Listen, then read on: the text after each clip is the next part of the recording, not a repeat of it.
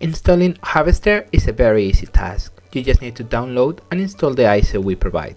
We will create a new cluster. Then we will select the disk. We will provide the network configuration including the host name, the management network interface, the DNS server, and the cluster token. This token will be used to secure your Harvester deployment. We need to provide the password to access to the nodes, as well as the NTP configuration. Please note that the NTP is critical for a successful Harvester installation. After you verify the provided parameters, you are ready to install Harvester. It will perform some automatic tasks